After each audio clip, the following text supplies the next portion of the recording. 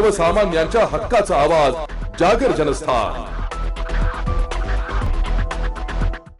Takli road येथील भाऊ बंगल्याच्या पाठीमागे लॉरी ट्रॅकने दिलेल्या धडकेत पायाला गंभीर दुखापत झाल्याची घटना आज दिनांक 30 जुलै रोजी दुपारी 4 वाजेच्या दरम्यान घडली आहे। या रस्त्याने अवजड वाहन बंद करण्याची स्थानिकांनी वारंवार मागणी करूनही सर्रासपणे या रस्त्यावरून अवजड वाहने ये-जा करत असतात। मागील 1.5 महिन्यांपूर्वी वडिलांसोबत मोटरसायकलवर जात असताना एका 23 वर्षीय तरुणीला पाठीमागून येऊन एका ट्रक चालकाने जोरदार धडक दिली होती।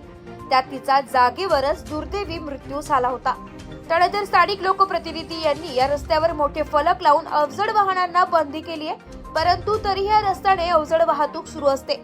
विजय बाळू गंगावणे राहणार धाडेगाव पिंपळगाव खांब आणि एक त्यांचा सहकारी असे दोघे टाकळी रोडने नाशिक रोडच्या दिशेने येत असताना एका लॉरी ट्रकने त्यांना धडक दिली। या दोघांचे पायांना गंभीर दुखापत झाली आहे। स्थानिक नागरिकांनी त्यांना तात्काळ रुग्णालयात दाखल केलं। सुदैवाने यात कुठलीही जीवितहानी झाली नसली तरी अजून किती बळी जाणार असा सवाल उपस्थित होत आहे।